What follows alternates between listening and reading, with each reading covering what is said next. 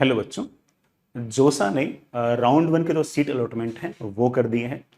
Seat का जो allocation हो गया उसके बाद जो राउंड वन है वो काफ़ी ज़्यादा इंपॉर्टेंट है, क्योंकि मोस्टली बच्चों को राउंड वन के अंदर ही सीट्स मिल जाती हैं।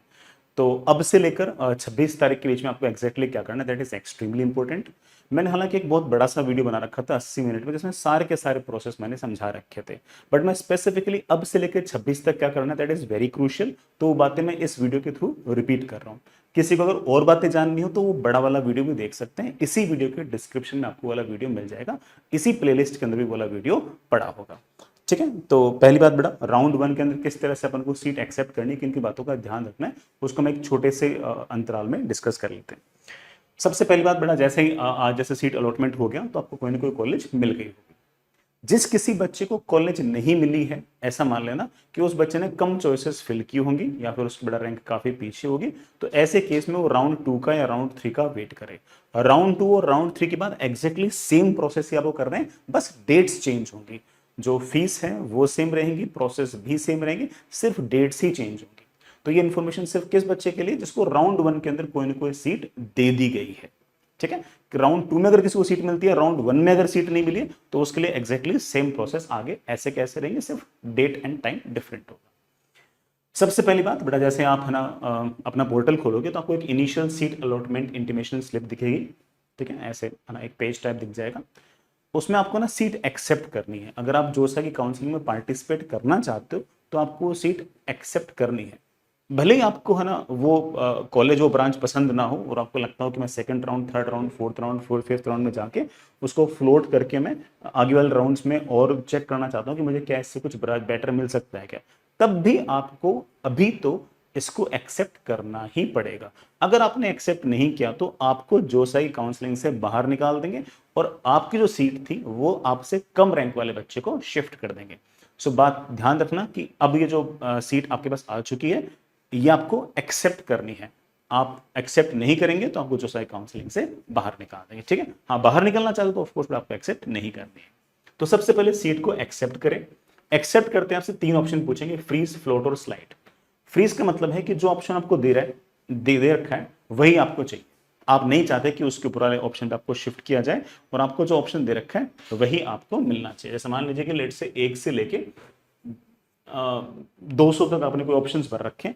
मान लो 20वां जो ऑप्शन है वो लेट से एनआईटी जालंधर के अंदर सीएस है for example, sorry NIT Jalandhar के अंदर लेट से इलेक्ट्रिकल है फॉर एग्जांपल, और आपको लगता है कि यार नहीं मुझे तो एनआईटी जालंधर में इलेक्ट्रिकल ही चाहिए, मुझे ऊपर वाला कोई ऑप्शन नहीं चाहिए, तो ऐसे केस में आप फ्रीज कर दें। अगर आपको लगता है कि नहीं सर मैं तो second round, third round, fourth round के अंदर भी अपनी किस्मत को आजमाना चाहता हूं और अक्सर ऊपर चला जाता है बच्चा, तो उस केस में आप फ्लोट कर दीजिए। फ्लोट का मतलब ये हुआ कि आपसे बिना पूछे आपको ऊपर अगर कोई सीट वैकेंट होगी तो आपको डायरेक्टली शिफ्ट कर दिया जाएगा, आपसे वापस नहीं पूछा जाएगा। ठीक है, आपने फ्लोट कर दिया, इट मींस दैट आपने एक्सेप्टेंस दे दी है कि अगर ऊपर सीट खाली है तो मुझसे पूछे बिना आप मेरे को शिफ्ट कर दीजिए। और ऑफ कोर्स बड़ा 1 से 19 तक जो ऑप्शन होंगे वो 20 से तो आपने बैटरी भरे होंगे, क्योंकि आपने जो ऑप्शन भरे थे वो मोस्ट प्रेफर्ड सबसे ऊपर और लीस्ट प्रेफर्ड सबसे नीचे थे, तो 20 के ऊपर वाले सारे ऑप्शन इससे बेटर ही होंगे। आई एम अज्यूमिंग दैट कि आपने बहुत ही आराम से इतना सारे ऑप्शन भरे। तो फ्लोट का मतलब है कि अगर ऊपर कोई अच्छी सीट अगर मुझे मिलती है तो मुझे वहां पर शिफ्ट कर दें, अगर मिलती है तो। अगर नहीं मिलती है, लेट से राउंड 2 में, राउंड 3 में, राउंड 4 में, राउंड 5 में, अगर मान लो कि ऊपर कोई सीट वेकेंट नहीं होती है, तो ये 20वें नंबर की एनआईटी जालंधर की इलेक्ट्रिकल तो मेरे पास है ही है। ठीक है, ये तो कहीं नहीं जा रहे। तो ऐसा नहीं कि फ्लोट करने से कोई नुकसान है, फ्लोट करने से फायदा ही है। ठीक है, फ्रीज मतलब मुझे यही चाहिए, मुझे अगले राउंड में नहीं जाना।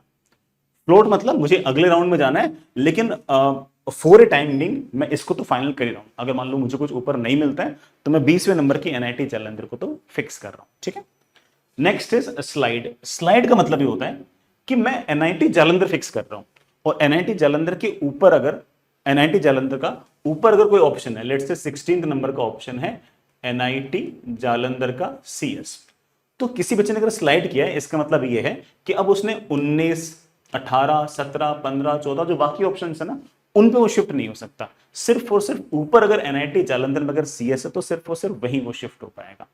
तो फ्रीज का मतलब कि मैं उस सीट को एक्सेप्ट कर रहा हूं और फ्रीज कर रहा हूं, यही चाहिए मुझे, सेकंड राउंड में पार्टिसिपेट नहीं करना।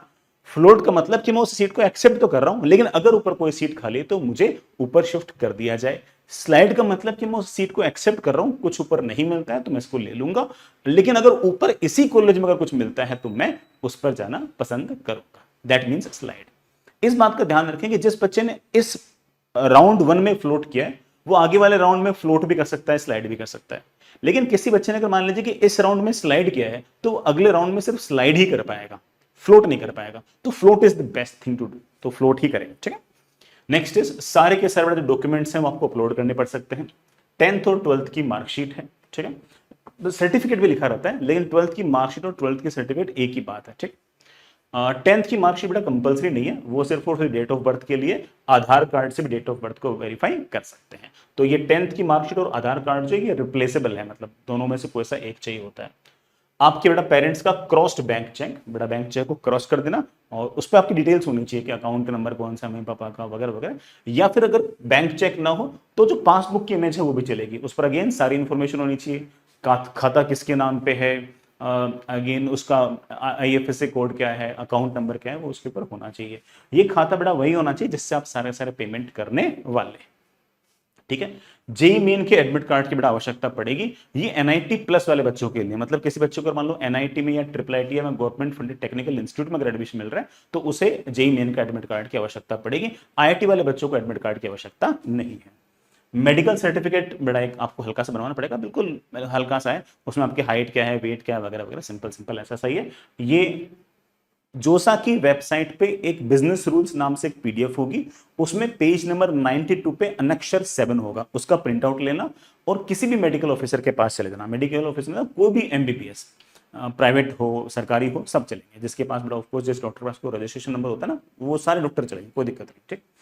और कुछ पासपोर्ट साइज फोटोज आपके पास होनी चाहिए, उनसे भरवाना है बेटा, जो मेडिकल सर्टिफिकेट है ना ये उन डॉक्टर से भरवाना है, MBBS डॉक्टर से आपको भरवाना है, ठीक है। आपको एक सीट एक्सेप्टेंस फीस जमा करानी है। SC ST और फिजिकली हैंडीकैप्ड के लिए 17,500 है और बाकी बच्चों के लिए 35,000 है। इसमें से 5,000 जो फीस है वो बेटा जोसा की काउंसलिंग की है, बाकी फीस आपकी जो भी IIT या NIT है उसकी फीस में एडजस्ट हो जाएगी।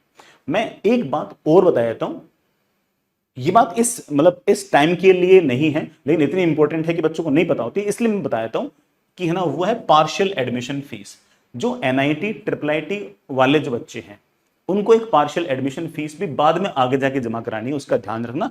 जनरल के लिए 45,000 है और जो बड़ा SC ST और फिजिकली हैंडीकैप्ड है उनके लिए वो 20,000 है। ये फीस आपको बड़ा जोसा के थ्रू ही जमा करानी है, ये भी आपके कॉलेज में जाके जो कॉलेज में ही जाके एडजस्ट हो जाएगी। IIT वालों को पार्शियल एडमिशन फीस जमा नहीं करानी है। ये वाली एडमिशन फीस अभी नहीं जमा करानी है, 26 तक जमा नहीं करानी है। फिर सर आपने ऐसा क्यों कहा कि ना मैं तो सिर्फ 26 तक की इन्फॉर्मेशन दे रहा हूँ, फ्री वाली इन्फॉर्मेशन दी क्यों? ये बड़ा इन्फॉर्मेशन इतनी इंपॉर्टेंट है कि बच्चे मिस कर जाते हैं, और जैसे आप आगे जाके बड़ा इस इन्फॉर्मेशन को मिस कर जाओगे तो आप वो पार्शियल एडमिशन फीस जमा नहीं करोगे तो आपको जोसाई काउंसलिंग से बाहर निकाल देते हैं। तो इसलिए मैंने जानबूझ के वाली बात बताई, ठीक है। अभी नहीं भरनी है, बाद में, इसके बाद में डेट आएगी, ठीक है। मैंने वो डेट वगैरह से बता रखी है बेटा, जो एक्चुअल वाला जो वीडियो था ना इस वीडियो के डिस्क्रिप्शन में उसमें सब मैंने एक्सप्लेन कर रखा है, ठीक है।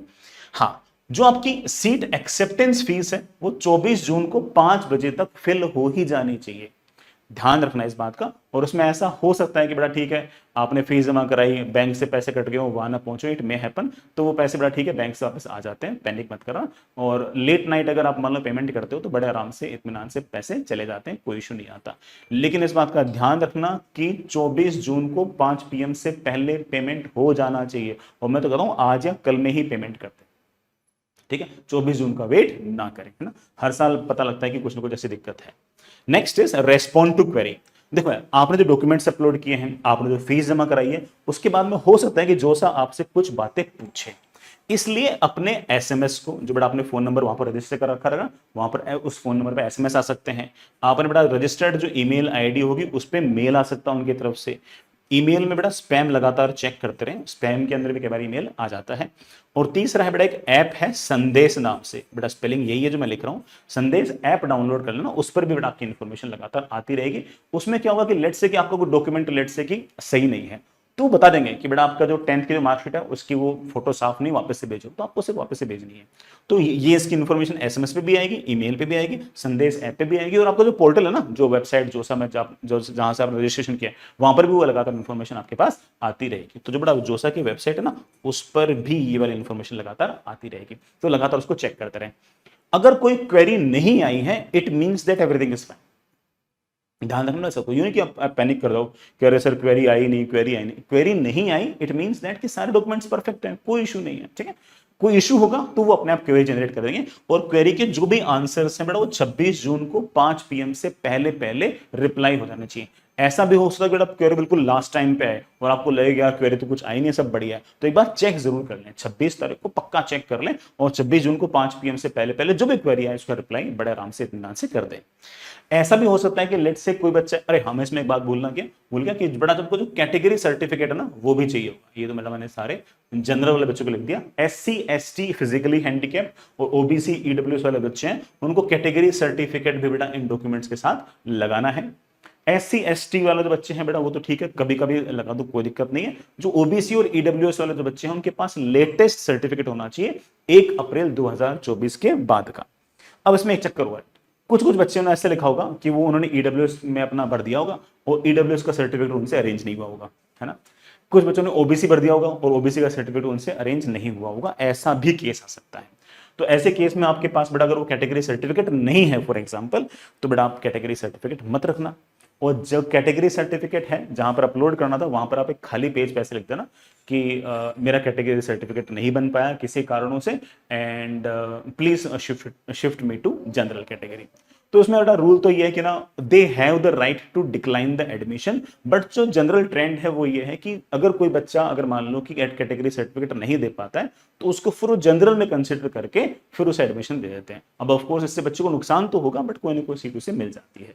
तो कोई OBC वाला या बेटा EWS वाला बच्चा है, अगर उसका सर्टिफिकेट नहीं अरेंज हो पाया तो वो बेटा वो अगेन ध्यान रखिए कि ना, पक्की बात है कि अगर आपने कोई डॉक्यूमेंट अगर नहीं दिया है तो क्वेरी जनरेट करेंगे कि आपका कैटेगरी सर्टिफिकेट कहाँ है, तो उसके रिप्लाई में आप उनको जरूर लिखें कि कैटेगरी सर्टिफिकेट नहीं बन पाया and I am really sorry, please shift me to general category, तो वो शिफ्ट कर देंगे। ठीक है, मेरे ख्याल सारी कैसे बेटा बातें मैं आपको पहले भी वीडियो बता चुका। फिर बेटा और कोई इन्फॉर्मेशन अगर आपको चाहिए तो जो पुराना वाला जो वीडियो ना उसको आराम से इत्मीनान से एक बार देख लेना। फिर भी कोई शंका हो, कोई बात हो, जो कंपटीशन वाले जो बच्चे हैं बेटा वो सपोर्ट टीम में बात कर लेना, और बेटा जो बाकी बच्चे हैं वो बेटा इस यूट्यूब के कमेंट बॉक्स में लिखना, तो I will try to reply. ठीक है, पढ़ाई करते रहेगा, ऑल द बेस्ट। पढ़ाई तो क्या करोगे, ठीक है, काउंसलिंग करते रहना, ऑल द बेस्ट, बाय।